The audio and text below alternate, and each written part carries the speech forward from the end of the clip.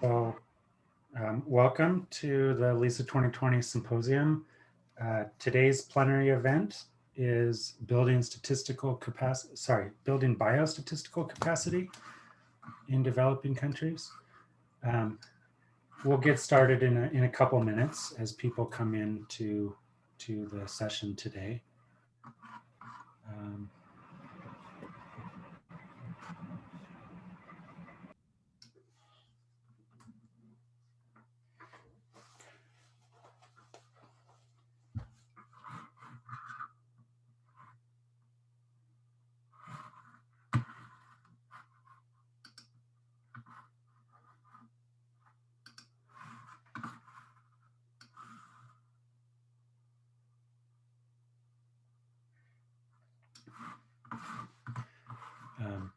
So I see that our organizer and chair for today's session has joined. I will say a few words about the LISA 2020 program and our symposium in general, and then I'll introduce our chair for today. So I am Eric Vance, and I'm the global director of the LISA 2020 program.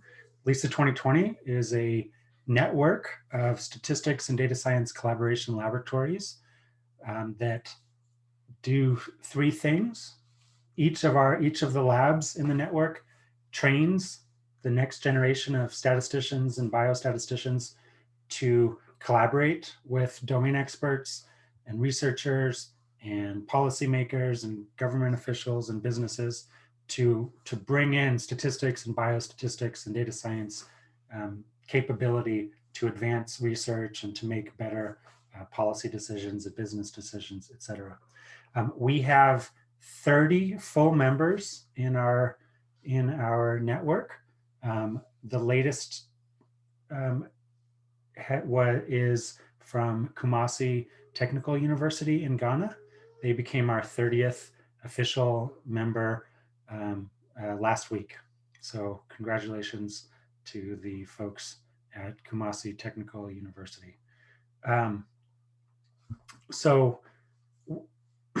We have a symposium that originally was scheduled to be held in October of 2020 in Boulder, Colorado. It was going to be a face-to-face event, but because of COVID, et cetera, we have made it into an online event. And so we, rather than putting all of these Zoom meetings all in one day or 2 days, we have stretched them out. So now we have one event per month. And so these plenary sessions last for about an hour and a half, and typically have three speakers and then time for discussion after that. So I'm going to introduce our chair and organizer. And yeah, so as I'm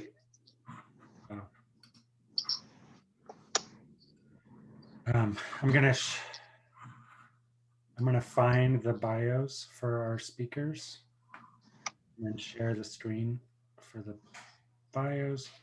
I don't see a shared screen. No. Okay, so I'm just going to introduce our chair. Yeah, when. I'm just going to introduce our chair, and he is Dr. Olawale Awe. He was the first LISA Fellow back in 2013 and is the LISA 2020 Ambassador for Africa. He is at Anchor University in Lagos. He's also currently the managing editor of the LISA 2020 book on our edited volume on building capacity in developing countries. So I'll hand it over to Dr. Awe, and then I will let him tell me what he would like me to do after that. So Olawale. Thank you very much, Eric. Good afternoon or good morning, distinguished guests here today. Can you hear me? Can you hear me? Yes, I can. Thank you very much. Thank you for joining us today. Today's session is on building biostatistics capacity in developing countries. And as you can see from the screen that Professor Vance is going to share with us, we have three distinguished personalities here to discuss on how to move biostatistics forward in developing countries.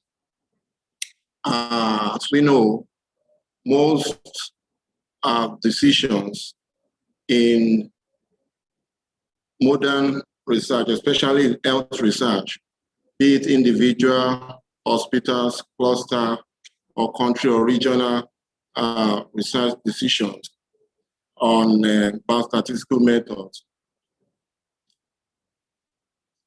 depends on biostatistical methods so as to improve the timeliness, quality, and accuracy of information and decision. However, we have found or we have experienced that over the years, the quality of biostatistical training in developing countries is abysmally low. So this plenary session today is going to address that. We have three distinguished personalities, like I said. I don't know if you can see the screen now. I have them on the screen. The first speaker today is going to talk to us about biostatistical requirements in health research, in health sciences research, training, and collaboration needs. Is Professor Folusho John Owotade.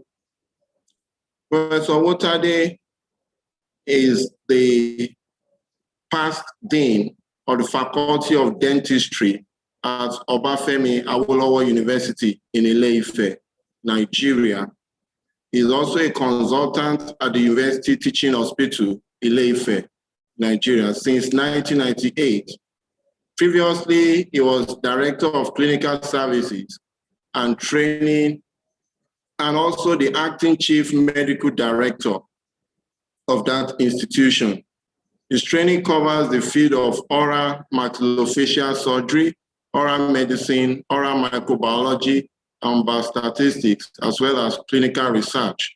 He was educated at the Obafemi Awolowo University in Nigeria between the periods of 1983 to 1997, and also University of California in San Francisco in the US from 2005 to 2006. He also had a stint at the University of Wits in Johannesburg from 2011 to 2014. He was a member of the 2005 Center for the Advanced Training in Clinical Research at the UCSL. And with the knowledge gain, he has facilitated research methodology courses and biostatistics seminars across Nigeria, and also in South Africa and in India. He teaches biostatistics at the undergraduate and postgraduate level at OAU, Ile-Ife in Nigeria.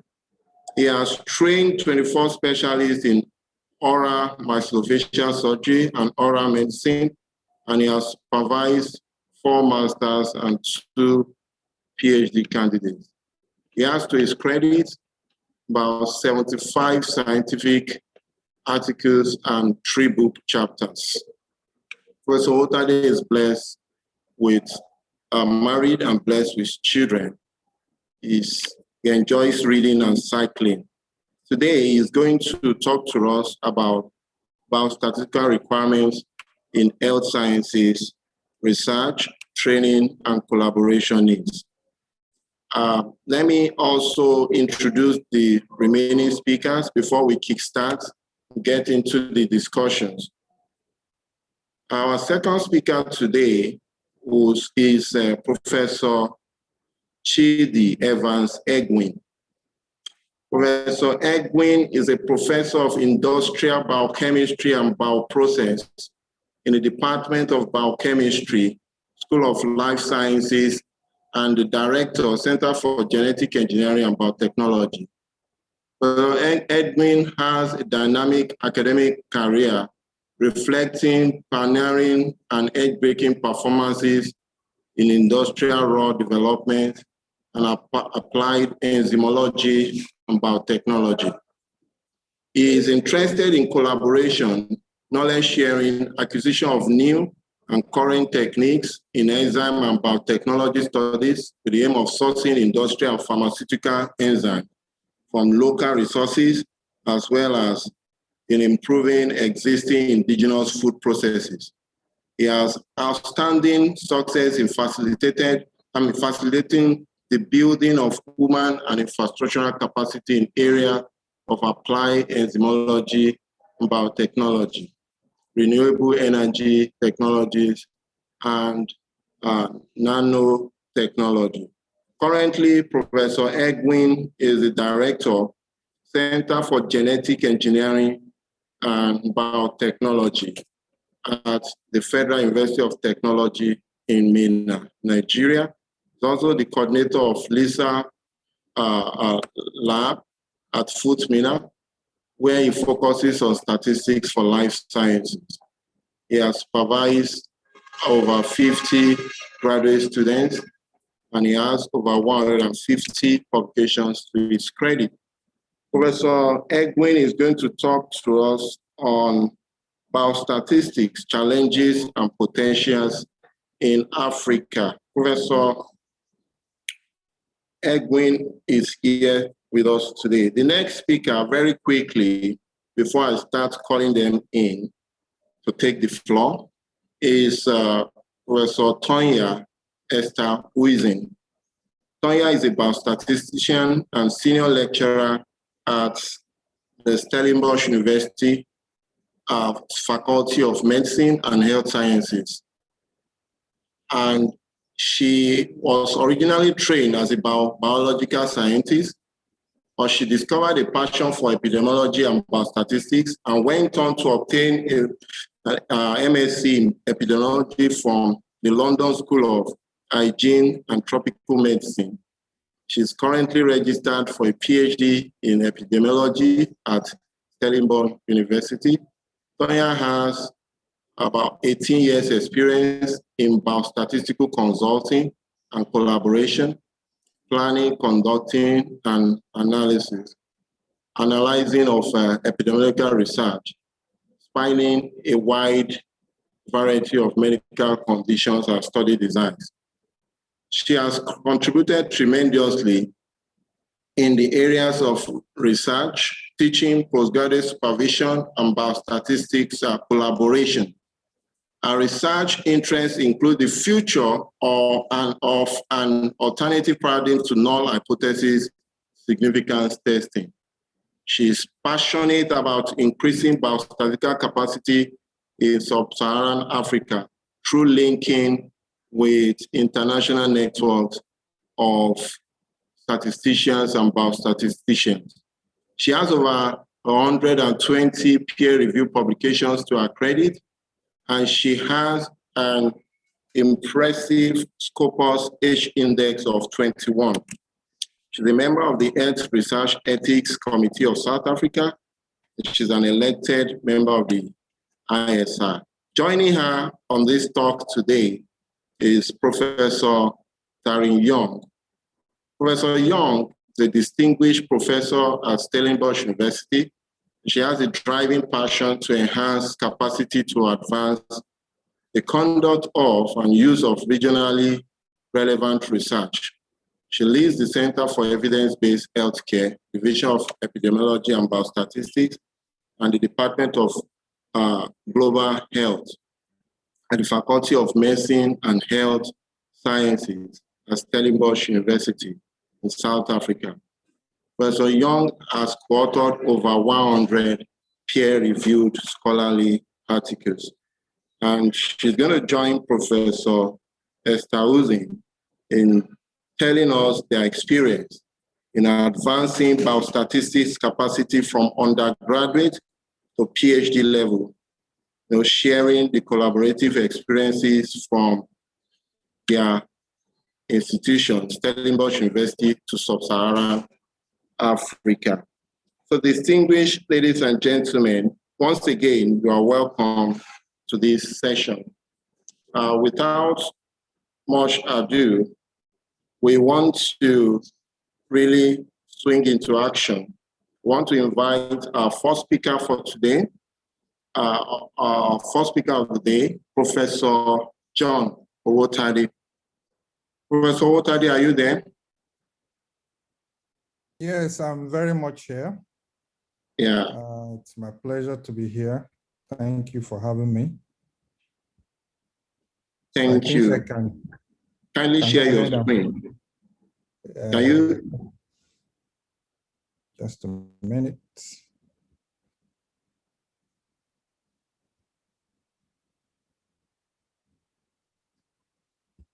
So each speaker will speak for within 20 to 25 minutes, and then it will be followed by a session of discussions and questions on how to move biostatistics forward in this part of the world. Thank you. Yeah, I'm having a little bit of a technical problem. Just a minute. Do you want me to share from here? No, actually, I have it. Okay.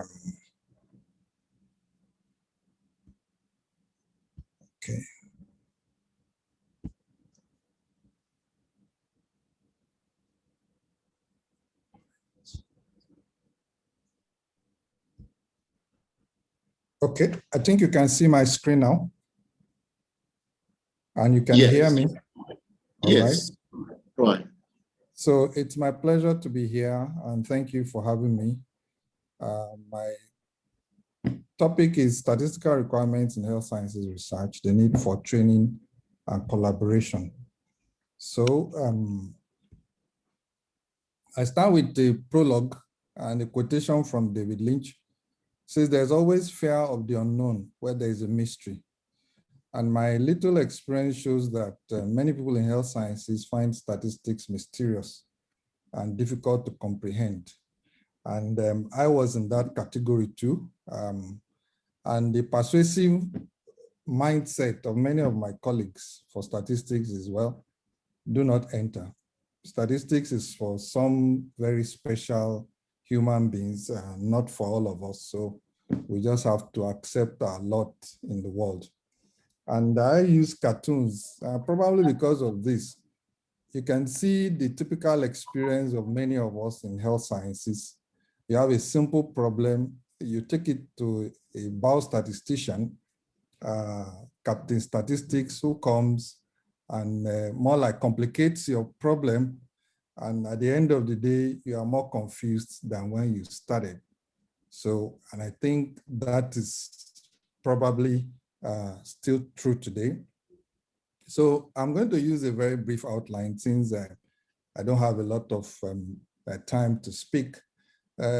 Personally, I had many years of academic frustration because of the poor comprehension I had at that time of the rapidly changing medical literature, epidemiology, biostatistics. And to compound it, we had problems communicating with statisticians. We were not speaking the same language. And I later discovered that the biostatisticians that trained me at the UCSF had far better comprehension of biology and biological concepts and were better able to relate. So I discovered that the statisticians need to understand, the core statisticians need to understand a bit of biology, and then the physicians or people in health sciences also need to have some knowledge of biostatistics so we can have a meeting point. And I'll be forever grateful to my sponsors for the opportunity I had at the Department of Epidemiology and Biostatistics at the University of California, San Francisco, where I participated in the 2005 Advanced Training in Clinical Research. For those who don't know, it's a one-year course. It's quite intensive, very difficult. And what it does is to provide rigorous training in the methods and the conduct of clinical research. That is for people in health sciences. And through coursework and hands-on techniques, people are trained to perform both observational and experimental clinical research. And that prepares them to plan and implement research projects, analyze, interpret, and present their own data. So the program also weighs heavily on mentoring and helping people to actually have a basic understanding. So it's not just having an understanding, but being able to use it and continue to use biostatistics. And so you can imagine when I got back to Nigeria in 2006, I was like the one-eyed man in the land of the blind who eventually became like a local king. The little knowledge I had, I was able to actually impact that knowledge, and I still do, because I realized that there is a huge gap in biostatistical knowledge in my own part of Africa.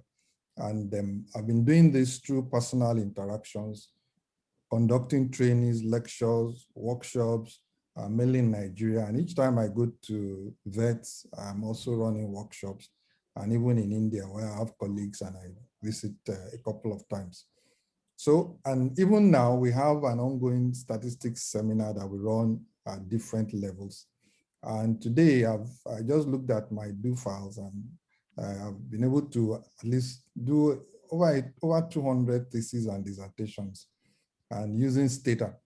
For those who probably, I don't know if it's the same now, but at the UCSF then, Stata was the statistical lingua franca, probably because of the link that the developer of Stata, William Gould, had with UCLA. But that was what we were taught. And Dr. Awe has been wooing me to come and learn some other new statistical packages, but I'm still stuck with Stata. Now, the statistical gap in health sciences research shows that trained biostatisticians are very rare in the country. The department that has, or the university that has a fairly well-established Department of Epidemiology and Biostatistics, or medical statistics, is in our sister university in Ibadan, University of Ibadan, precisely at the University College Hospital. And the department, or the unit, started in the early 60s. And I have the history there, I won't bore you with all that. But the first medical statistician at UCH was Professor Ayeni, who was recruited after his training in medical statistics at the London School of Hygiene and Tropical Medicine. And he taught undergraduate biostatistics, and the department has grown now currently with 14 members of staff from what I saw on the website. And they are mostly epidemiologists, and they run a master's degree. I think only 4 of the staff are called biostatisticians. In my own university, we currently don't have a biostatistician in our college, but my colleagues and I, we teach biostatistics to undergraduate and postgraduate dental students, medical and dental students at different levels. And also presently, there's no formal training for postgraduate students in biostatistics in the programs that we run in the college. At the time, I was coordinating training workshops for the College of Health Sciences, and we had a few biostatistic workshops, but since then, nothing has happened. I looked at the literature. Nobody seemed to have done much research on the statistical deficiencies that we have locally. Maybe 1 or 2 papers in biostatistics precisely. Somebody did a study, I think in 2014, and they found that even the respondents could not correctly identify types of data. That was as poor as it was then. And even comprehending and interpreting things like p-values was very, very difficult. So they concluded that the general knowledge of biostatistics was very, very low, with only 29% of the respondents being able to correctly identify the questions. And still on the statistical gap, I discovered that it's not only in Nigeria where there's a statistical gap. Going around here and there, I also know that biostatistics is a huge deficiency and a huge need for health sciences precisely. And if you look at the literature, you see that so many papers have been published on this statistical gap, the scandal of poor medical research by Douglas Altman, statistical errors in medical research by Young, and so many other papers like that. And the statistics is not just a standalone, it's part of the global deficiency in the way we conduct research. And I've been following the Meta Research and Innovation Center at Stanford, where efforts are being made to improve research, the whole research as a whole. Because if you look at this graph, you see where statistics actually come in bulk mainly. But the whole process of clinical research involves much more than the analysis part of it. You need to come up with a good research question, a sound design, sample, you take a good sample and you either measure or intervene, you analyze and you make inferences. So statistics is just part of it, but it's a very critical part of it. And in the health sciences, by my little experience, I've trained both in clinical and basic sciences. So I've been able to see the spectrum. The statistical requirements for most studies in health sciences are pretty basic because these are born out of the kind of research that we usually carry out. But the truth is that majority of the studies are planned and executed without consulting an epidemiologist and a statistician at the onset. And most of the time, there's so much correction, and sometimes you may not even be able to remedy the research once it has been conducted. And in addition, those who do some form of analysis also analyze data with errors and with poor communication. So statistical requirements in health sciences is involved at practically every stage. At the planning stage, the study designed to answer the research question, the statistical analysis part of a proposal, and setting up of the database and sample size estimation. These are statistical requirements even at the planning stage of a study. And when you are carrying out the study, you need to maintain the database and ensure the integrity of your data. And sometimes you may need to do preliminary analysis. And then post-study phase, data analysis and publishing and presenting data, all these require statistical input. So, like I said, most of our requirements in health sciences are not very, very deep and very extensive statistics. And the common statistical procedures required in the kind of study we carry out are descriptive statistics. You know, in health sciences, we like to describe what we see and what we have observed using proportions, means, standard deviations, median and interquartile ranges, and distributional graphs like the box plots of this world. And of course, basic bivariate analysis, chi-square test, McNemar's test, t-test, paired and unpaired and different variants of it, Pearson correlation, ANOVA, MANOVA, repeated measures, analysis of variance, and then the non-parametric equivalents, Mann-Whitney, Wilcoxon sign rank test, Friedman statistics, Spearman correlation, this basic bread and butter of statistics. And for some kind of studies, because we deal with biology is quite complicated. With biology, you are talking about confounding mediation and interaction. So we are looking at also trying to predict outcomes. So we do also require using regression statistics, linear, logistic, conditional, logistic, Cox proportional hazard regression, Poisson, all the various forms of it. And also we are evaluating tests for reliability and accuracy. So we do carry out sensitivity, specificity, positive predictive values, negative predictive values, likely ratios, ROC curve, Bland-Altman analysis, kappa, and things like that are what we do.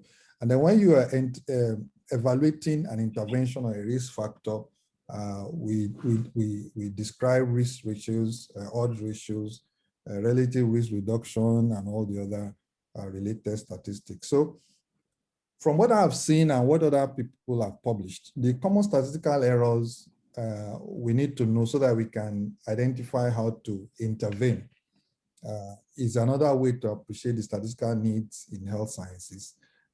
It's just a compilation from some of the lectures I've given and from my observation. It is definitely not exhaustive, but just to actually give us an insight. I like errors are possible whenever you are dealing with any human situation. Statistics is also not excluded, although we need statistics, but also statistical errors are quite common. I have a number of quotations here. I won't bore you with them, but the one I really like is from Fred Menger, Emory University of professor of chemistry. So if you torture data sufficiently, it will confess to almost anything. And this is what I've seen people do. And so statistical errors can categorize into four. Is either there is no analysis, or the analysis is not described, or there is excessive analysis or incorrect analysis. So these are things we've seen. From my previous notes, I've compiled a number of things. I also won't bore you with that, but missing statistical analysis is fairly common, and these are some of the usual errors that you see. You'll be amazed that people report means without standard deviations and things like that. These are basic things that you do see. And then when there are confounders, studies will end at bivariate analysis without actually looking at the effect of confounders and other variables. And then also some studies will report adjusted results without specifying the covariates or the methods used. And then even I've seen when people do regression methods, there is no model checking and things like that to actually see how reliable these models are. And occasionally you also see excessive use of statistics, this fishing thing in epidemiology. Multiple pairwise comparisons which tend to inflate type 1 error rate, several other errors like that. But the most common statistical error you tend to see in health sciences is incorrect use of statistics. This is the most common flaw because statistical tests have assumptions, which you all know, and regulations that guide their use. And the fact that most people who do analysis don't have an understanding of these assumptions, they tend to use the statistics incorrectly. And there's so many of them that I've seen. But I'll just try to round up here that in addition to the errors in results, errors in statistical analysis, even reporting data also comes with different kind of pitfalls and errors. Sometimes even non-significant results are omitted, and whereas a negative result could be as important as so-called a positive one. And then even sometimes conclusions are made without sufficient proof or sufficient evidence. In biostatistics or in clinical research, we look at different levels of evidence. Just a significant p-value does not necessarily mean that what you are seeing is actually true. When nothing goes wrong, it doesn't mean that everything is all right. So there are different ways to actually evaluate the evidence from any kind of study, and not just a total dependence on p-values and some numbers alone. So these are some of the errors in reporting, misinterpretation even of statistical terms such as risk and odds. I've seen that the people get into what I call the denominational dilemma. So, so many errors that we see. So what is the way forward in order to conclude? With my little experience, I recommend the following. Number one, there is a need to incorporate statistics training into postgraduate training at all levels. And this is where we really need biostatistics in our own part of the world. Presently, the statistical training, we do give a few lectures, but I discovered that when students graduate or they've left the program, there is a complete disconnect between what they've learned and what they're able to apply when they eventually now need to use statistics. And of course, we are carrying on ongoing seminars and workshops on biostatistics. These are mandatory. Even for people like me, I need to constantly get trained and retrained. So I attend seminars, I buy textbooks, I watch YouTube videos, I still consult my statistic teachers and biostatisticians. And every medical school should employ a biostatistician at the least. And the ideal is a full-fledged biostatistics department, which we in my own university still don't have, but we are aiming to have. The truth is that the biostatisticians are actually very, very, very rare to find. And the fourth recommendation I will give is that statistical consultation should be available on demand to every academic staff.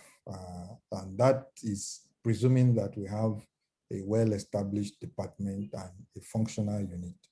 And in Nigeria, presently, there is no association for biostatisticians. I think that will help to organize and grow the field because it's in very, very high demand. And interdisciplinary collaboration and inter-university collaboration is quite necessary, which is why what Lisa is doing is quite commendable. At least I'm able to speak to people from different fields of endeavor, even from my own corner. So I guess we have a lot to learn from each other. So having said that, I would like to appreciate you for your attention, and I'm happy to take your comments and questions. Thank you so much. Thank you very much, Professor Owotade, for that interesting and quite educative presentation. He has taken us down the history lane on the gap of biostatistics in developing countries, especially in Nigeria. He made some salient points. And one thing I heard is that Prof said that there is no single biostatistician in his institution. So he had to quickly come in and get training to fill in the gap. If you look at his profile, he's not originally a statistician. You know, he had to go abroad, train for 1 year, you know, came back and started filling the gaps in biostatistics. So he teaches biostatistics to both undergraduate and postgraduate students. So thank you very much for this great talk. You know, you have really opened our eyes to critical issues and how we need to move forward. So now, if you are just joining us, we are discussing, we're having some intellectual discussions here today. And the topic we are discussing about is on building biostatistics capacity in developing countries. And we have distinguished, very erudite personalities here with us today. Now, without taking much time, I want to quickly bring in the next speaker. The next speaker has been introduced earlier. and he is going to talk to us about the challenges and potentials of biostatistics in Africa. Professor Egwin is here with us today. Professor Egwin, are you here? Yes, I'm here. Thank you. Yes, I will share my screen immediately. Thank you.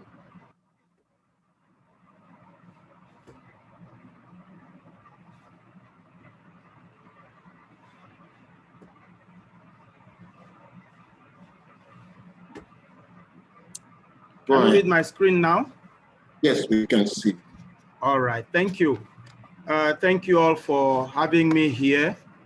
I'm so excited to be part of this team talking about developing biostatistics in Africa. Like the previous speaker, I am also not a biostatistician. However, I find myself dabbling into it. I'm basically in the pure biological studies, and I find it very, very necessary that biostatistics should take a primary stage in the research in biological studies. Well, I will not go to teach you about statistics. That's not my business in this talk. My business is to encourage us to turn biostatistics into a real focus for us to achieve more.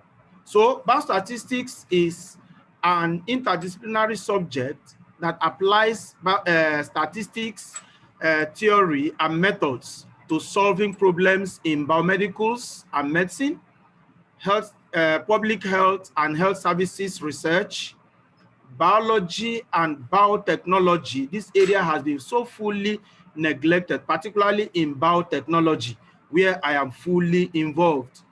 In agriculture, in nutrition, in nursing, pharmacy, and pharmacology. Biostatistics has emerged as a current profession in forming health policy makers, implement evidence-based decisions and control strategies, and to advise government ministries of education and communities. Now, with the biostatistics we talk about here, like our previous speaker have said, is very it addresses issues where the issues are very complex. We are dealing with humans, we are dealing with life. We're not dealing with mere things to measure. There are intrinsic interactions that makes it more complex. And to date, we're not having so much information and predictions because biostatistics has not been fully established. Emerging fields such as bioinformatics, genetic and genomic research, machine and statistical learning, including systematic reviews for evidence synthesis and guideline development, require application of new statistical methods and experience that is often lacking in Africa.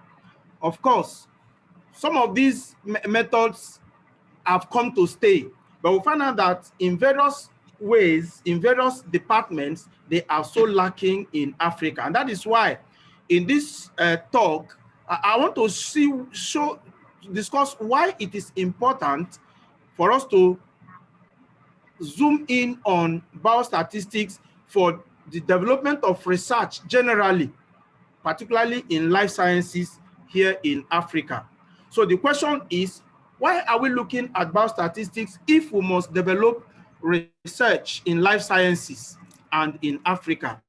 I want to remind us that historically, the field of statistics was developed to answer various problems in biology, especially in morphometry, which is the measurement of morphological traits, and then population genetics. This was the original aspects that statistics was developed for.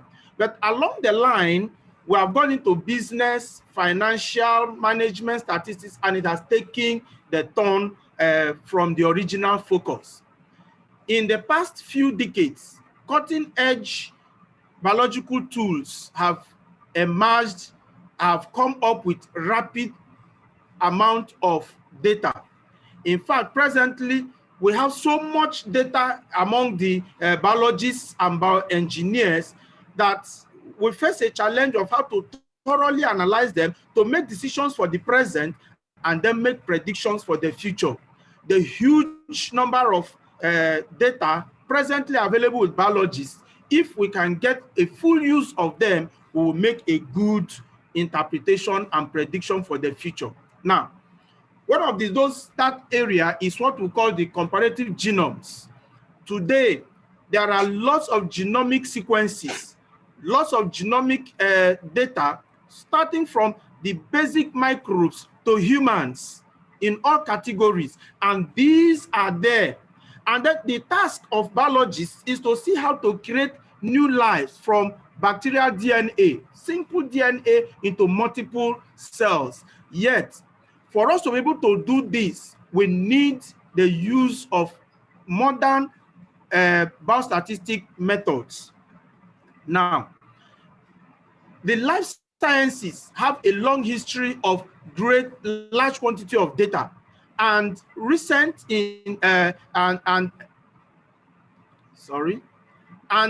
recent advances in experimental capacity have vastly increased the amount of data available in us. Today, we see lots and lots of tools in biological studies, in experimental studies, and they are opening up ways to investigate more information, and the data collection is becoming very, very vast. The computational power available with researchers today have improved the volume of data which are heterogeneous and are regularly outstripping the strength and the collection, the analysis of these things. What we are saying is this, that presently there are computational tools available, and it's helping us to generate more and more data that is actually outstretching the analysis and the interpretation. So these are reasons why we are looking at biostatistics. If you look at a typical life science research, you have your sample is processed, and then further processed, and then it is filtered, and you have huge volumes of data. This data can further be analyzed, converted to several areas, so that each part of it generates a large volume of data here, large volume here, differently. And this data can easily be interrelated. That is where we need the biostatisticians to look at the nitty-gritties of life science data to be able to bring out informed decision. Now, if you look at the graph with me here, you will see that the huge number of data released from biological studies is astronomical. Starting from 2023, it has shot up very, very high, and it is still shooting up. Here, if you look at it, we'll have about 1,100 published genomic data, and then there are still large volumes of ongoing. The large collection of data in recent time calls for a revisit on the relevance of biostatistics for our time.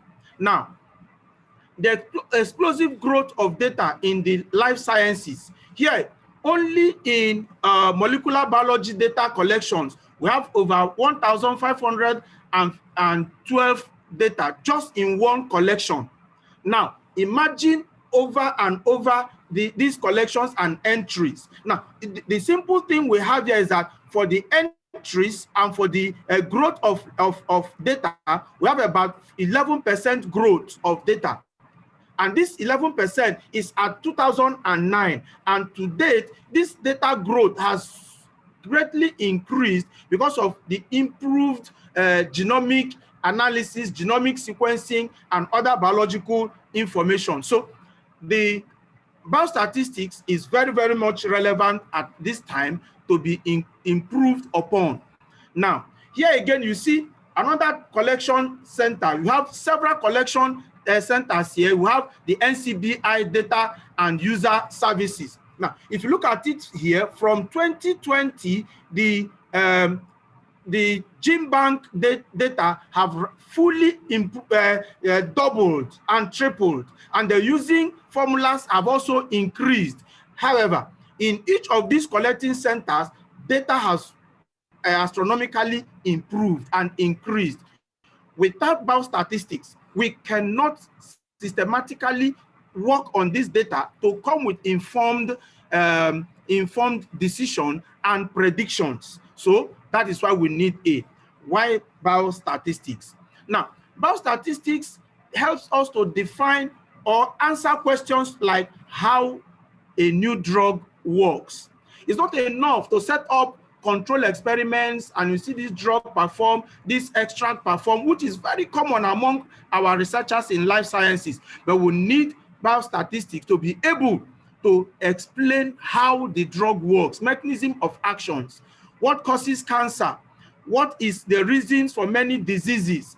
Today, so many diseases have been researched upon without coming up with evidence-based information on how it works and how it can be controlled. Malaria, for instance, researches on malaria has been there for a very long time, but we're not able to come with a definite, clear terms of how to control it because we have not used the right biostatistical tools. How long will a person survive with a particular disease? And on like that are questions that biostatistics should be able to answer if rightly placed and explored.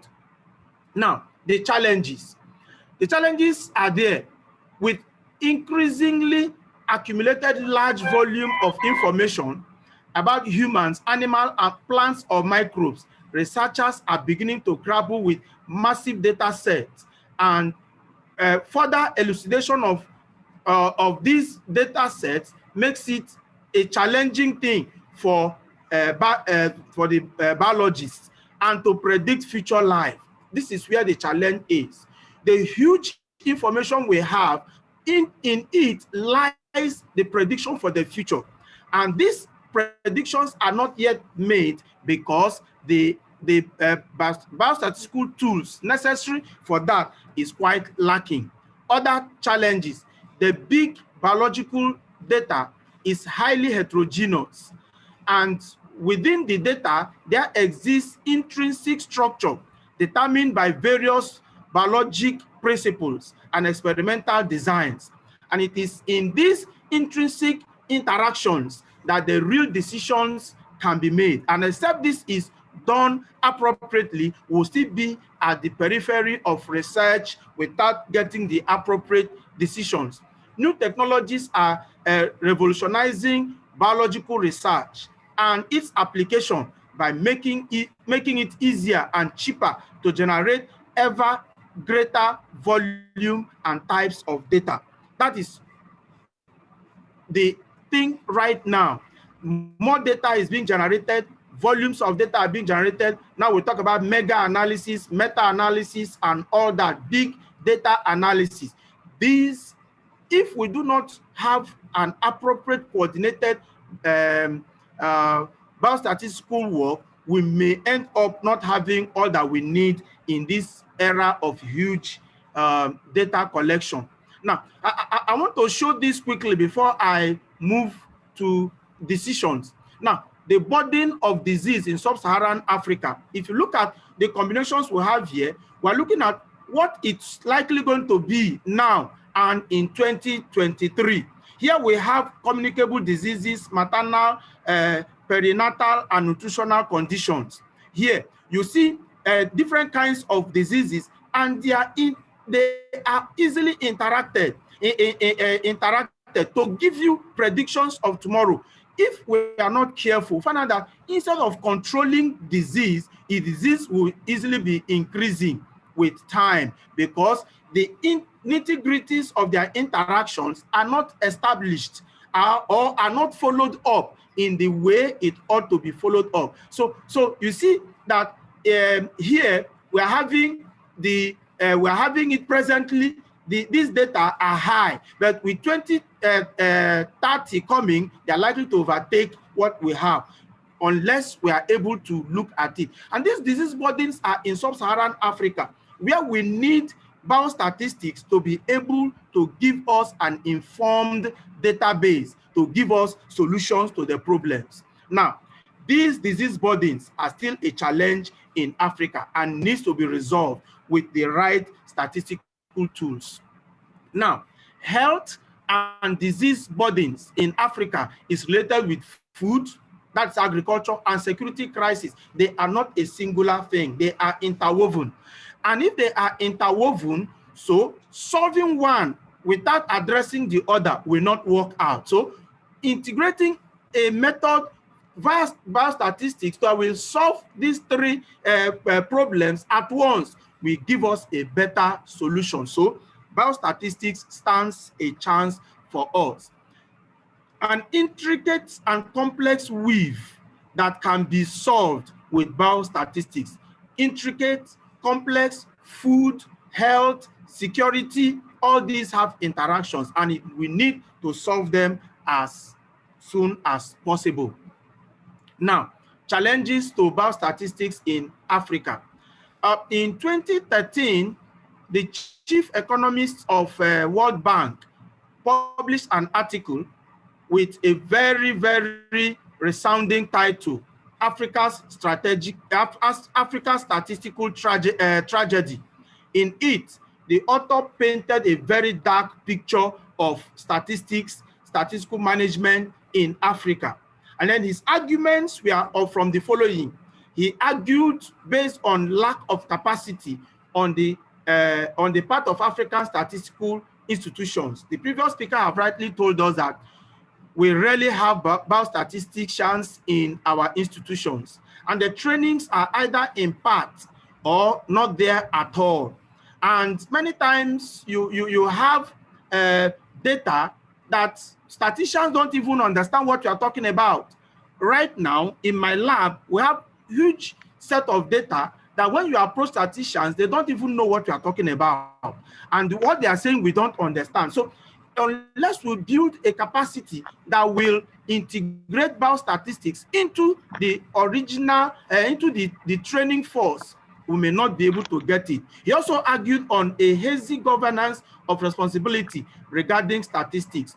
If you look at the several Bureau of Statistics in various states and nations, find out that there are things that we could call data, but these data are not being used by government to make predictions. A lack of stable financing from the states, and finally, disruptive effects of financing by donors in this area. Donors finance what they are interested in. Donors finance what their focus at a time is. So there may not be continuity in financing this. The question we'll ask ourselves is, has this situation changed much? And the answer is a very big no. So we need to have a good biostatistic program to focus on this. Now, the challenges again. The challenge is much greater here as biostatistics is not established as an academic discipline. The previous speaker have rightly said it, there's no university in Nigeria and perhaps in Africa where biostatistics is a core academic discipline. And so it becomes difficult for us to address key issues.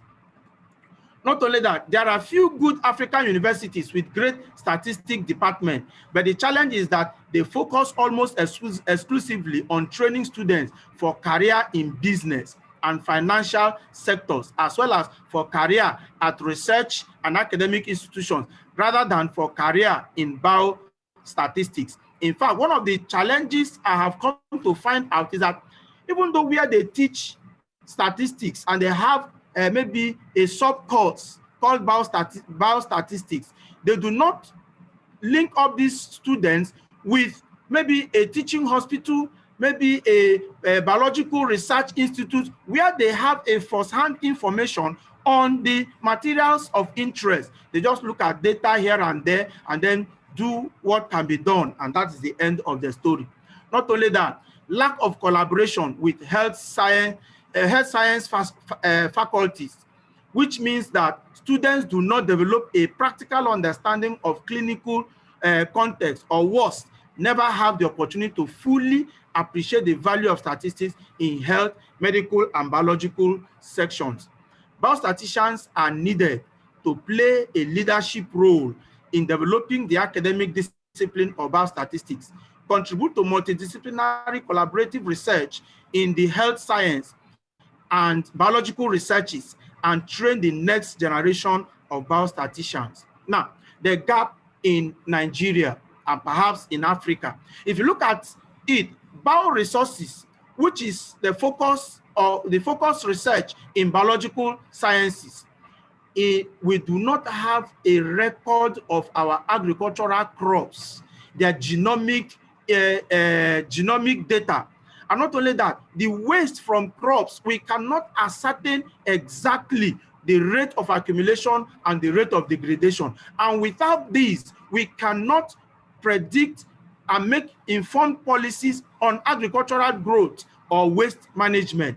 The same goes for the wood and forestry, marine resources, industrial residues, and on like that. Bioresource management is a very big gap in Nigeria and in Africa. Unfortunately, Africa still remains the bioresource and biodiversity center of the world. So if we do not have enough information statistically to manage these bioresource and biodiversity materials, we'll find out that we'll be losing a lot. Today in our world, 70% of the world's poor depend directly on biodiversity. 7,000 plant species are consumed by people as food.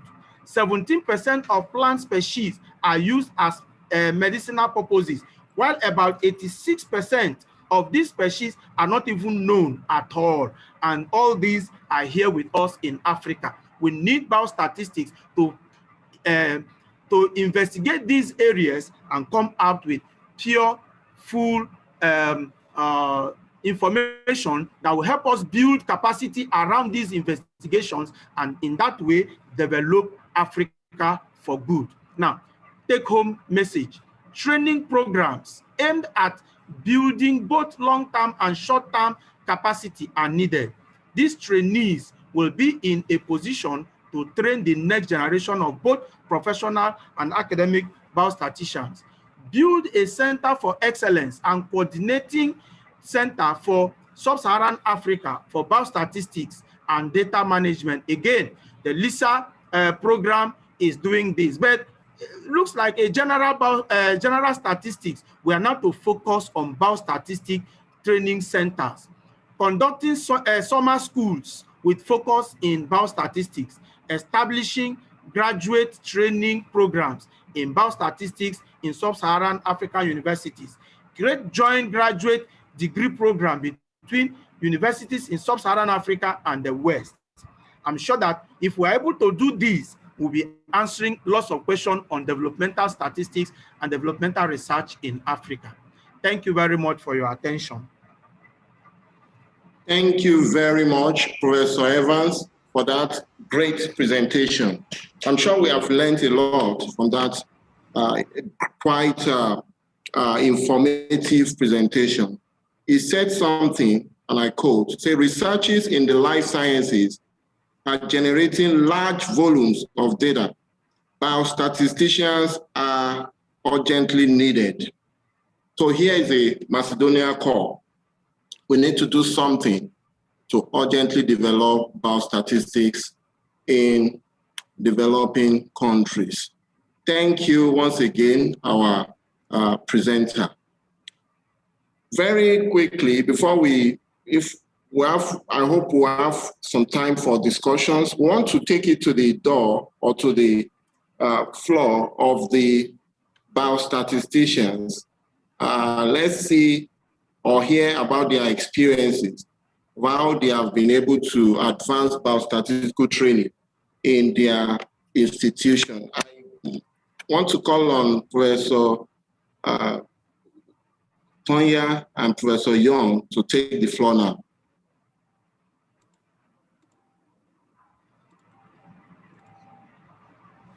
Hi, everybody. Thanks very much. Good morning and good afternoon to you. Can you see my screen? Yes, you can see your screen. Okay. Great.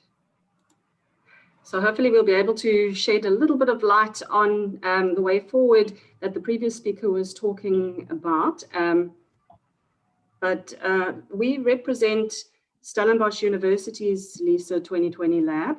We're from Cape Town in South Africa, and we work collaboratively with local and international partners. And this presentation will share some of the experiences of our program implementations. As the previous speaker alluded to, in sub-Saharan Africa, there's a really high burden of communicable diseases such as TB, HIV, malaria, and this continues unabated despite the increasing efforts to fight these diseases through prevention and treatment. Also, we have a high burden of non-communicable diseases as well, such as cancer, diabetes, hypertension, heart disease, and furthermore, violence and injuries contribute to the triple burden of disease. We need to create a sustainable multidisciplinary health research enterprise to inform and contribute to strategies by addressing these problems in sub-Saharan African countries. This is of paramount importance for improving health, promoting the development and advancing science in the region. Biostatisticians are an extremely important part of multidisciplinary research teams, both for producing and for using evidence. Evidence-informed health policies and practices require biostatistical skills for appraising, synthesizing, and interpreting evidence for guiding policy and practice. There does remain a general shortage of well-trained biostatisticians in many regions and countries worldwide, and in particular in sub-Saharan Africa, as has been said before, and particularly in South Africa as well, where there are also limited training institutions and programs up to PhD level to adequately equip students with the skills and the experience that they need to carry out applied and methodological research in biostatistics. We feel that this shortage probably stemmed from an over-reliance in the past on biostatisticians from high-income countries being used to collaborate on grants and for teaching courses and on analysis of data from pharmaceutical and clinical trials. So at Stellenbosch University, the biostatistics and epidemiology teaching has actually been tailored to the audience and the outcomes required. At undergraduate level, medical students are introduced to epidemiology and biostatistics through in the evidence-based healthcare modules from first year, building up gradually to biostatistical concepts and statistical thinking throughout the years, and weaving a golden thread which links back to evidence-based healthcare. There's also input into various health sciences programs, so like the allied health sciences, such as dietetics, physiotherapy, and so on, at undergraduate level from our department. And then at master's level, we have two programs where biostatistics receives paramount importance, and that's the Masters in Clinical Epidemiology and the Masters in Biostatistics. Also, clinical registrars who are expected to do an M.Med, a Master's in Medicine, are given short course training in clinical research methods where biostatistical approaches and scientific thinking are forefront. And we also have various other programs that we give biostatistical input into in our university. And we also give regular short courses and workshops and seminars to improve biostatistical literacy amongst researchers and students. And some of it we've done through the LISA 2020 training programs. Building local capacity. So historically, it's been the large international organizations that have provided scholarships and training opportunities for local development. But we find that this isn't very sustainable or feasible in the long run, because often students who travel to other countries abroad for training, sometimes they don't return to their home countries and carry out the work there. And therefore, we need to have local solutions to address this shortage here. and to, as the previous speaker said, to train the next generation of biostatisticians who can be teachers and mentors to their future generations. So to address the problem of building biostatistics capacity in sub-Saharan Africa, 3 workshops have been held. The first of which was an NIH-funded workshop, and it took place in Washington, DC in 2009. And that was followed up by a workshop in Gaborone in 2011, which that one actually included quite a lot more sub-Saharan African participants compared to the first one. And these 2 meetings concluded that local capacity building initiatives were required with collaboration from the developed countries. Then there was a 3rd workshop in Cape Town in 2014, which was organized by Stellenbosch University and included 30 biostatisticians from all across sub-Saharan Africa. And that workshop highlighted the benefits of collaboration of resources within the region between universities and between developed and developing nations. This workshop led to the birth of the Stellenbosch University Masters in Biostatistics program and 2 other sub-Saharan African collaborative programs. The 2014 workshop in Cape Town was themed Building Biostatistics Capacity in Sub-Saharan Africa, Taking Action. Professor Taryn Young, who's my colleague here with me today, was the organizer of this workshop, and I was one of the participants, along with 30 others, also biostatisticians or key stakeholders from sub-Saharan African countries. And building on experiences from programs in other countries, we identified the key competencies for biostatisticians and laid the foundation to establishing this new program at Stellenbosch University, the MSc in Biostatistics. This was accomplished with collaboration across faculties at Stellenbosch University. So not only the Faculty of Medicine and Health Sciences, but we also collaborated with the Faculty of Science, where our statistics department was held. We collaborated between different universities from South Africa and between different sub-Saharan African universities and research institutes. The workshop was funded by a D71 NIH Fogarty planning grant, which was later replaced by a D43 grant to fund the program and provide bursaries for the students that were going to undertake the MSc in Biostatistics. The proceedings of the workshop have been published in the Pan-African Medical Journal.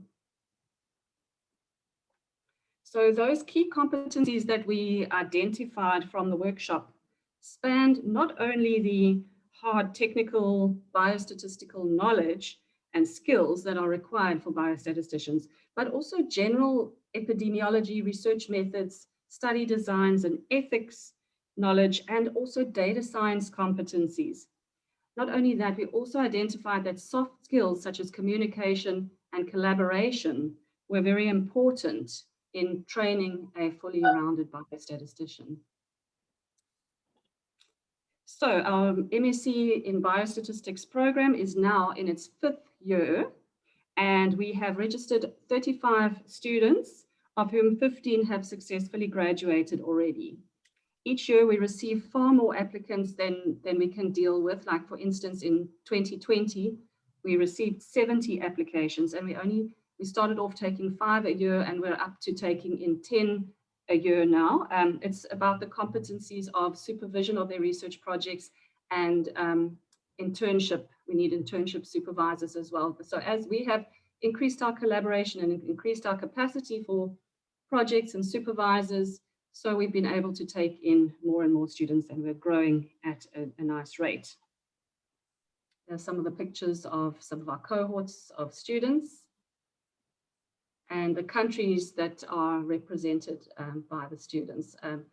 Unfortunately, there is one Nigerian student there, but I've seen that our collaborations with Nigeria is seriously lacking, so we need to talk about that with all the Nigerians here today. Okay, so setting up the MSc in Biostatistics involved a lot of collaboration from different organizations and different research institutes. We draw on our pool of available lecturers and external examiners from our collaborating institutes like McMaster University. Also in Cape Town is University of Cape Town, UCT. We have another university, Wits, in Joburg, and we draw on them. Also the London School of Hygiene and Tropical Medicine, Hasselt in Belgium, and the Medical Research Council in South Africa. Where there are existing modules in some of the programs, instead of reinventing the wheel and designing that module all over from scratch, we borrow and adapt some of those existing modules. For instance, our MSc in Clinical Epidemiology program has a Fundamentals of Epidemiology module, and that module is borrowed by or shared with the MSc Biostat students. So they join the MSc Clin Epi students for the Fundamentals of Epi module. Also, our statistics department at main campus had a survival analysis module, which they very kindly shared with us. They opened it up to our students also sitting in their masters in statistics. So we shared that module with them. Then we also adapted another module from McMaster, which was on biostatistical collaborating and consulting, because one of our collaborating institutes and professors designed that course, and he gave us permission to adapt it for our purposes. Then we also draw on, external examiners, research internship supervisors, research project supervisors from our pool of collaborators. So it really helps when you have a lot of people who can assist.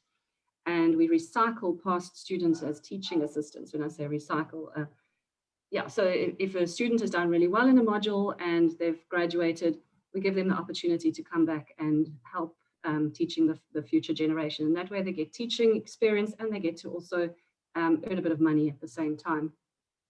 I'm going to now hand over to my colleague, Professor Taryn Young, to take us through the rest of the slides.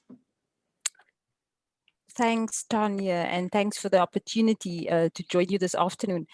So I want to share with you a little bit more on the two initiatives that Tanya mentioned emerged from the 2014 meeting that we held. And one of it is the SACIP collaboration, which stands for Sub-Saharan African Consortium for Advanced Biostatistics. This is a program funded through Wellcome Trust, the Delta's funding scheme, and it was launched in 2016.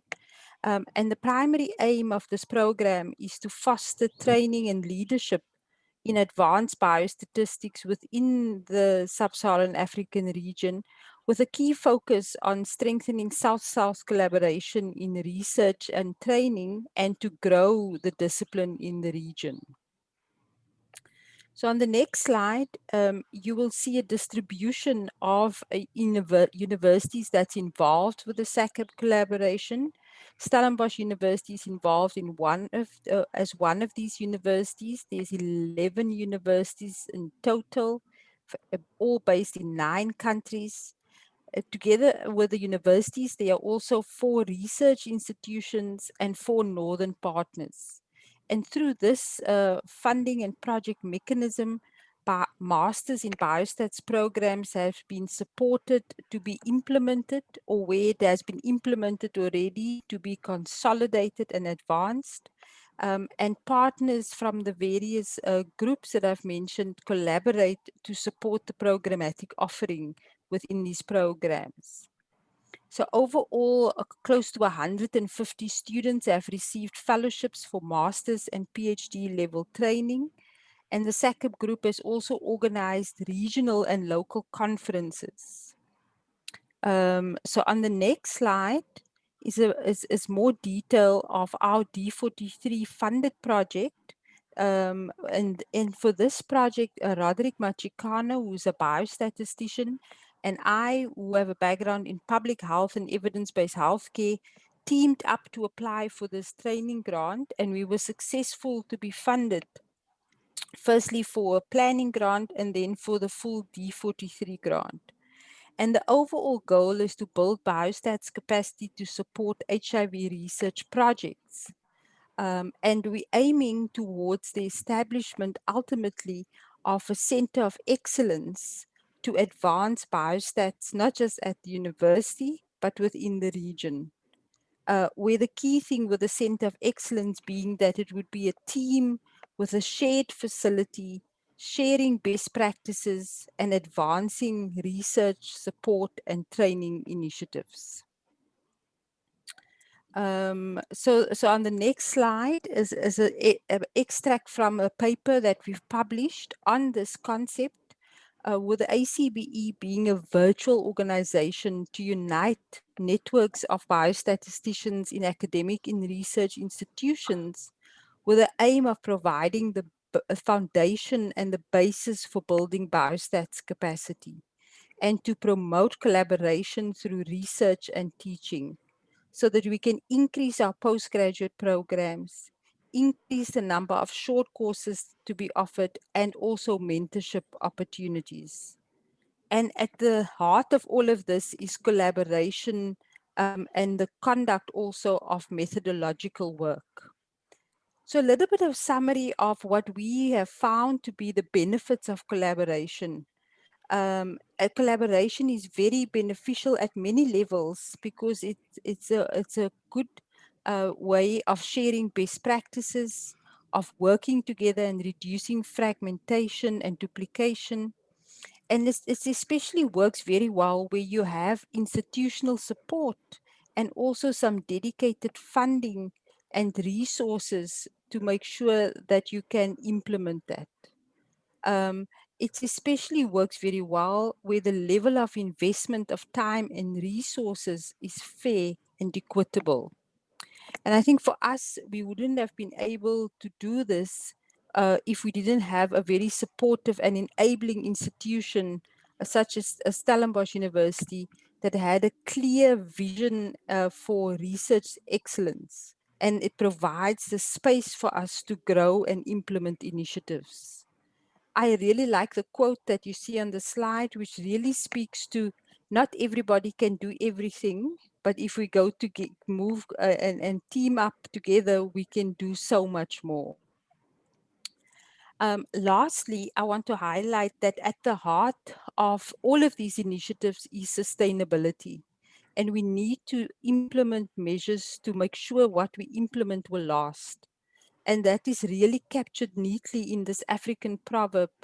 If you want to go quickly, you go alone.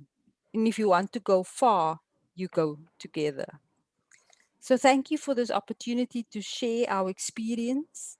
And I want to acknowledge the various individuals that has made our projects possible, from the administrators through to external examiners and others, our collaborators, trainees, and special thank you for our funders.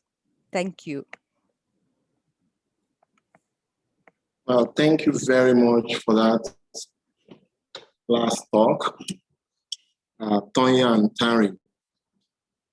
We enjoy the experience that you have shared with us on how you have been able to advance biostatistics in your university and in your country.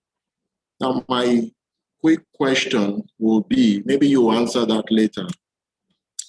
From your last quote, that how do we extend this to other African countries? I can see the SSA CAB initiative and other initiatives. Now, how can we extend to other African countries or other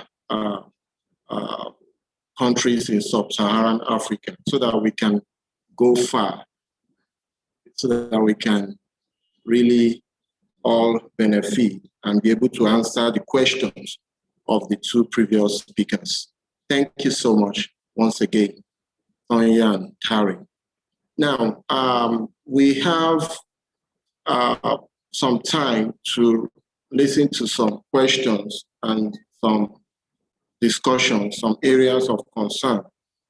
Now, the floor is open for a few minutes to really ask questions, talk and discuss with our presenters today. Now, if you have anything to say, over to you. Thank you so much. Thank you so much for this avenue. And I got this invitation only yesterday, and I made up my mind to cancel one of my programs today to attend. The chairman of this occasion today, Dr. Olawale, has been a good friend. And thank you also to Lisa for the good work you are doing. I listened to your presentation in Malaysia, I think 2 years ago. I was with Eric. Nice work, nice coverage. And all I can wish you is good lucks as you extend the tentacle. Yeah, I think, and thank you to all the presenters. They have been so thought-provoking. They've addressed the major problem we have on the continent, or at least as far as I can say about Nigeria and some of the other countries I've been to about biostatistics. Professor Owotade made mention about, so first of all, I want to talk about misuse of biostatistics. It's a major problem and it's a big one. I have seen people, I've reviewed papers where people are finding average of male sex. You know, sex is male and female, and they coded this as 1 and 2, and they find the average. I've seen it on several occasions, not just in Nigeria, even outside. But the paper was from Southern Africa. So it's a big problem because the profession has not been given its right place. Biostatistics has not been taken, people don't see it, especially, I'm a medical statistician based at the University of Ibadan. Some of our medical colleagues, they do not take biostatistics as a profession. Biostatistics is a profession and not a hobby. I want to relate it to it's just, you train people to be proficient in biostatistics, just as you train people to be proficient in medicine. For instance, I'm a biostatistician. For the mere fact that I can take a dose of paracetamol to reduce my body temperature if I have high temperature, does not make me a medical doctor. The mere fact that the problem we have is that because some people can click some buttons in SPSS, they believe that they are now biostatistician and they can do. And that is why they only engage biostatistician when they run to a brick wall. When their papers are rejected, when their dissertations are flawed, they now run back. As Professor Owotade mentioned, the first presenter, a biostatistician should be consulted immediately after the research question, at the design stage, at the sample size stage, at the sampling stage, at the data gathering, as well as data management. These are procedures that has to be followed. The major problem is that people have not seen biostatistics as a profession. And I thank him for referring to my department. Yes, the department is there, and it remains the only department teaching biostatistics in Nigeria. We have a lot of universities in Nigeria teaching pure statistics. And this is, yes, most of us are from, I have my background in pure statistics. My first degree was in the University of Ile-Ife, the same place Dr. Olawale has his own. But there is a wide gap between a biostatistician, just as you have discussed, as our presenters have discussed today. There is a gap between biostatisticians and statisticians. And this has to be, we need to appreciate this.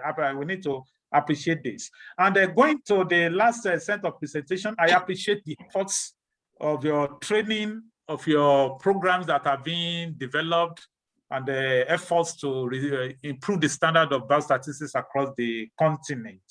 I join my question to that of Dr. Awe.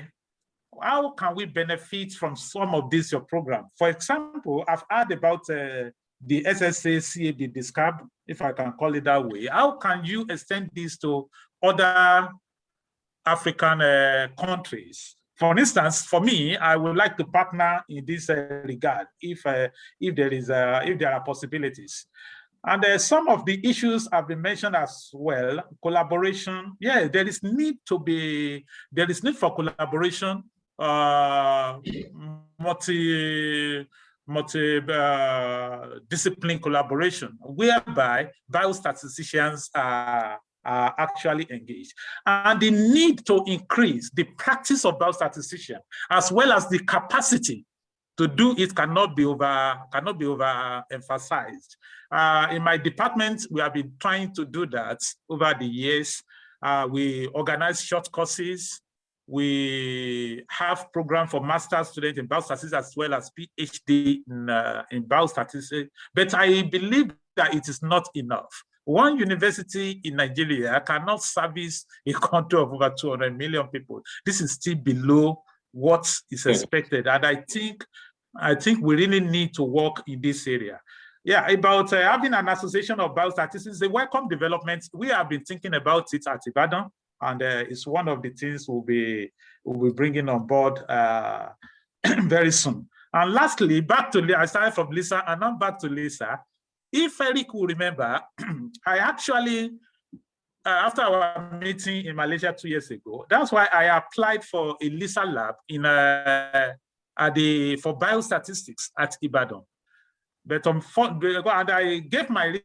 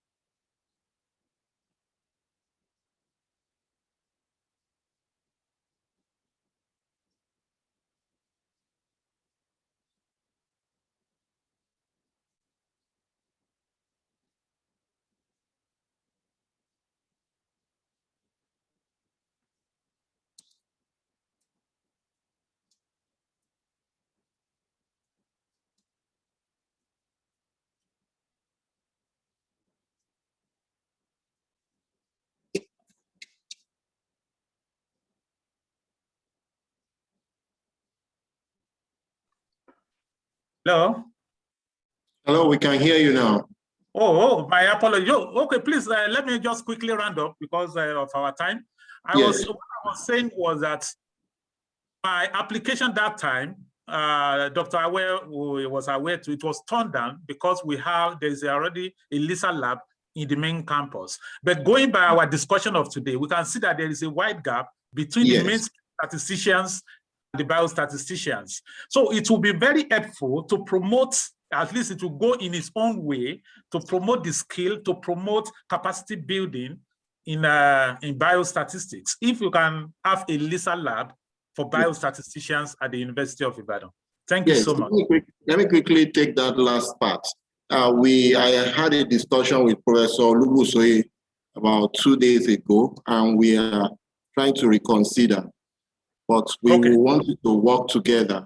So expect an email from us so that we'll see how we can collaborate and have one lab, but 2 centers in the same institution. Okay, that would be great. Thank you so much. Thank you. So the presenters we undo, or other speakers we undo the remaining part of your. Okay, Tonya wants to say something. Thanks very much. And Professor Young, I think, is having a problem with the electricity. So another challenge we have in South Africa is something called load shedding. I don't know if you've heard of it. It's rolling blackouts. The Eskom turns off our power periodically. our electricity, and we have to try and deal with those problems. So she said her area was having load shedding and her battery on her laptop is running out. So I'm not sure if she's still online, and she could maybe address, because she was involved in SACAB. I don't know, you said that you want to be involved in these collaborative projects, and we see a gap. Your country is not represented in our collaborations, but I'm not sure about the SACAB project itself, so she would have to tell you about that. But there might be an opportunity for you to get involved in the African Center for Biostatistical Excellence, which is still a project which is still new, it's still developing, and we do have the funding available there. So I think that we need to speak, we need to get together and talk a lot about potential collaborations between Ibadan and our collaborators. Thank you, Tanya. Any other comments?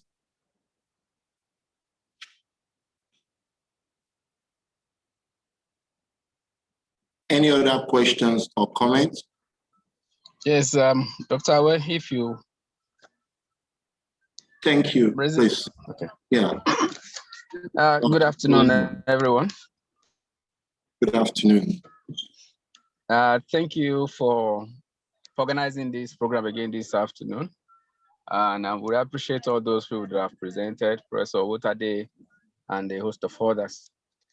Professor Owotade mentioned something while he was presenting. He was talking about people publishing without, and then using some statistical analysis, like inferential statistics, for example, using ANOVA and a few other ones, without using anything related to post hoc tests.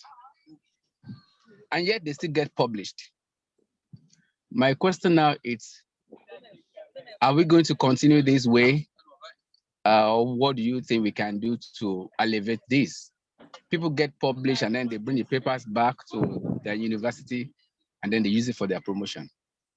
And we all know that when you do such things, some of those papers are not really up to the international standard. And then it's a challenge. So how do we alleviate some of these things so that at least people will not continue to be misled? Because by the time you use this kind of a paper, at the end of the day, you'll be coming out with what we refer to as policy suggestions for maybe institutions, for stakeholders to take steps on. And if you agree with me that when you do things like that, it may not really be what the output is supposed to be. So in that kind of a situation, should we just fold our hands and then continue to allow people to do substandard analysis and reporting of research projects? So in that case, what do we do? My question is apparently going to Professor Owotade. So thank you. Thank you, Dr. Awole. Can I answer the question, Dr. Awe? Yes. Quickly. Okay. Thank you. Yes, it's a very vital question.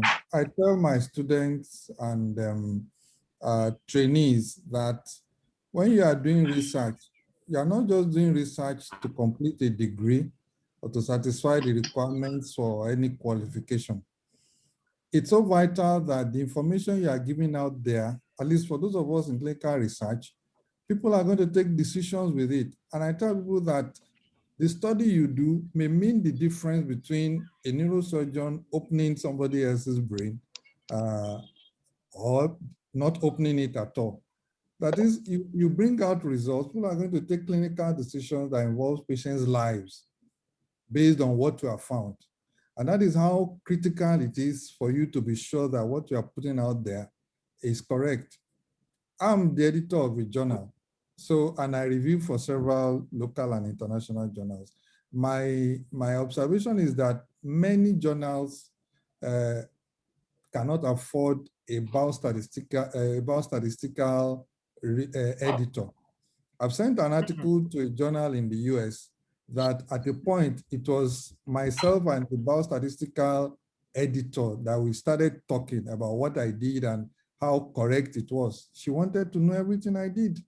So, but most journals don't take that due diligence, and then you see this kind of publication. So, like Professor Fagba Mingbe has said, if we don't make that kind of effort, we'll still continue to see all kinds of ridiculous things. But it's obvious from what everybody has said that there is a definite and an urgent need for biostatistical oversight to many of the things we do, particularly in health sciences where lives and health decisions are going to be taken.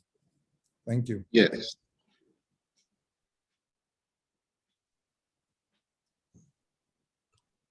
Okay, let's have more comments.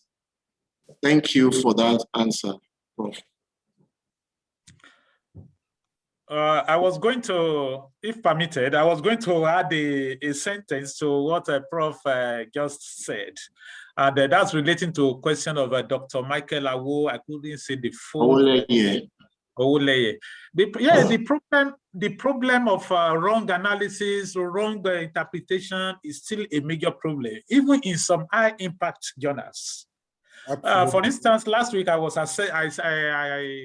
assessed a PhD viva in one in a university, and the PhD was the PhD by publication, not by dissertation, and they published a paper in a very high impact journal with about 2.0. Can you imagine that they use a wrong statistical tool? Instead of, they were looking at differences between a pre and a post. And he wants to see the effectiveness of an intervention. And they the student just used t-tests to look at each of the categories of the education of the trainees and concluded on that. I said, they don't know. But unfortunately, the work has gone out there. But how do we, and to your question, such an individual will bring the paper for promotion and so on and so forth? Well, I think that is why each university before promotion have external reviewer or different terms in different universities, that such papers must be reassessed. So, and good lucks if the person is not caught. But sometimes caught, sometimes not caught. So the best way is still what we are saying in this forum: more capacity for biostatistics and involvement of biostatisticians. We need to sell the profession. We need to make people know how important it is, just as our presenters have said on this forum. Thank you so much. Thank you for that comment. Shall we continue like this? The answer is no. That's why we are having sessions like this, so that we can map out the way forward. Do we have more comments or questions from those who have not spoken? One or two more before we wrap up the session.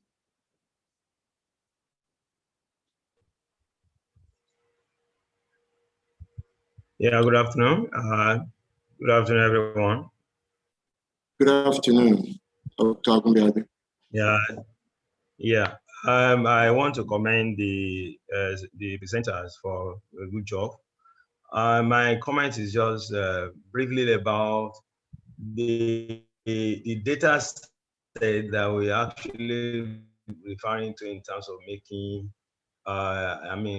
performing analysis and then making some inferences or conclusions about this data set. I want to be specific now. When this issue of pandemic started in Nigeria, and when we say pandemic, my assumption was that the figures would be going at geometric rate, and then the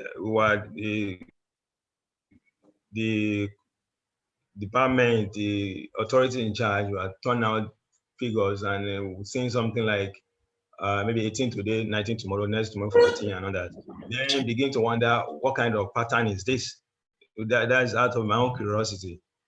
And I would think statisticians should be a little curious about this, and then, because like the last week I said, we're making some assumptions, we're making some decisions, we're making some policy statement and direction about some of these things, and we really need to be sure of what is being torn out there.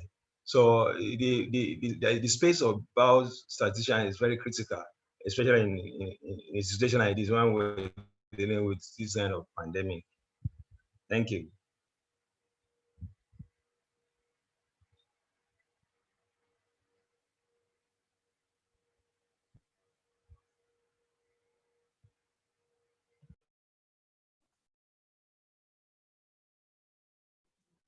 Hello, thank you.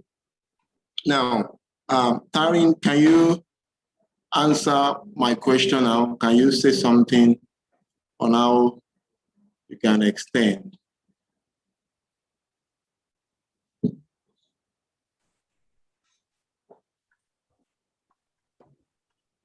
Hello? Hello?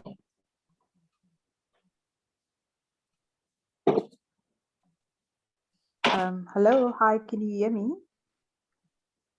Yes, we can hear you. Thanks. I'm really glad that worked. I was having connectivity difficulties. Yes, I think it will be useful to have an engagement with the projects that I referred to. These initiatives has managed to put a lot of groundwork in place and achieve quite a lot of outputs and deliverables. The SACA program at the moment is busy with an application for an extension of funding because they had 5 years worth of funding which ended this year, and so they're waiting for feedback on the next round of funding. And once that is secured, there will be opportunity for engagement about how one can link. At the moment, I myself don't have all the details, but I can definitely keep you informed on that front. Similarly, linked to our work with the Africa Center for Biostats Excellence, with that NIH funding, we're now entering our last year of funding. And we'll also be starting to prepare for a next application for funding. And actually linked to that, we would like to host another collaborative meeting with biostatisticians in the region. And that we want to host in the coming year. We initially planned that for last year, but with the COVID pandemic, we had to postpone that planning.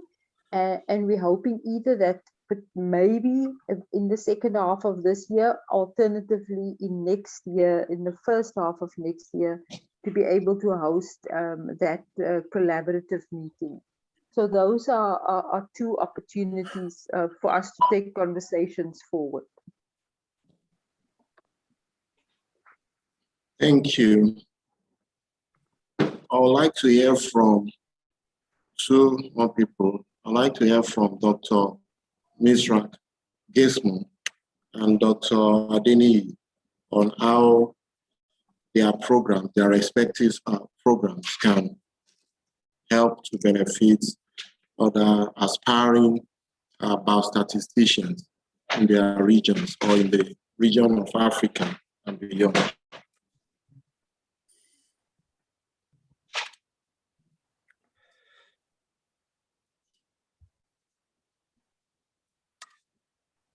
I'm waiting for Dr. Misrak to go first. Yes, I think, is he here? Is he still here? I can't see, I can't see him on this page. Maybe it's no longer. Okay, then you can take the floor for wrap. Thank you, Professor Tani, for your response. Yeah, that's good. As you've already applied for an extension, and I wish you good luck. Yeah, if depend based on the outcome, if there are ways, especially for a country like Nigeria that is not represented, or which your implementation didn't get to, we'll be happy to work with you if there are possibilities. And if there are additionally, if there are possibilities of having other collaborative activities that can, at least that will focus on the expansion of the profession in Africa, I'm sure my department would also be happy to collaborate. Yes, based on what we have been doing at the University of Ibadan, over the years, we have been running our programs. We've been having periodical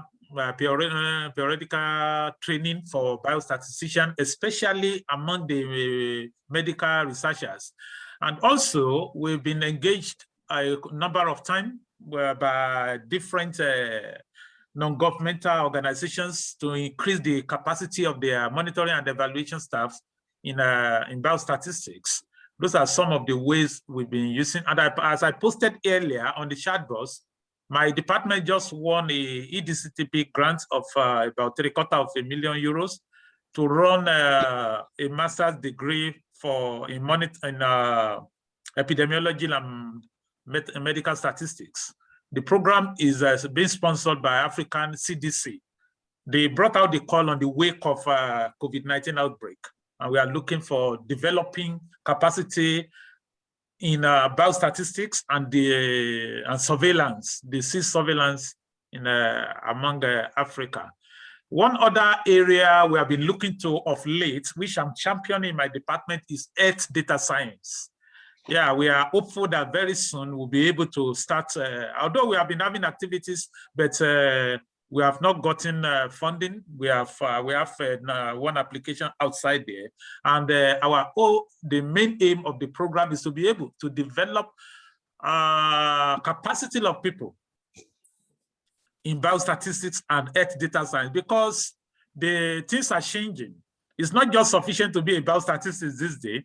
You need to have a good understanding of data science. So that's our focus, and we are poised to take the profession as well as forward, as well as building necessary capacities in Nigeria and by extension in Africa. Thank you.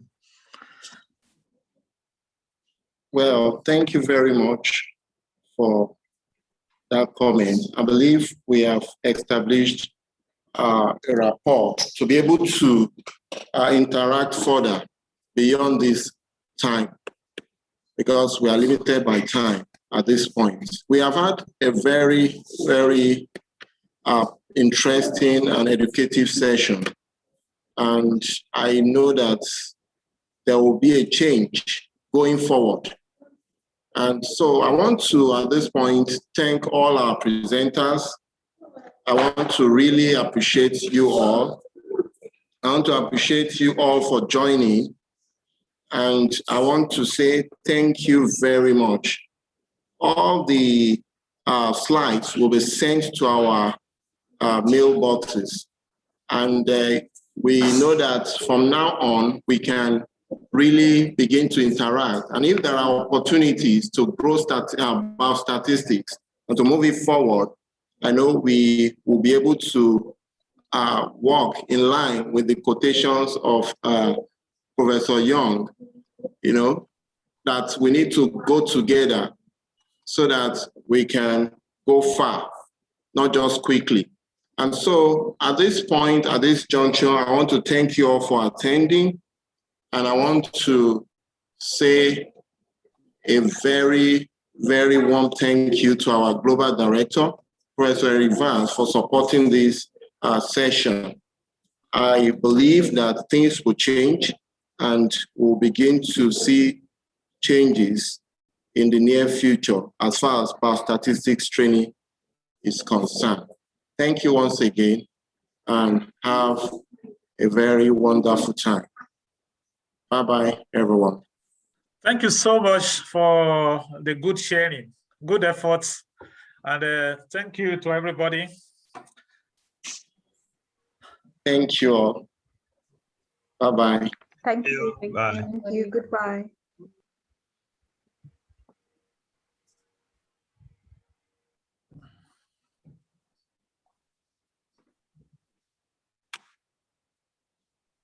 Thank you. Bye.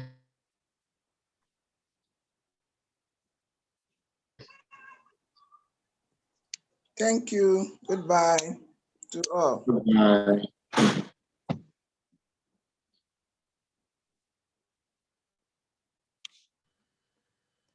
Well, a good job, Dr. Awe. Congratulations.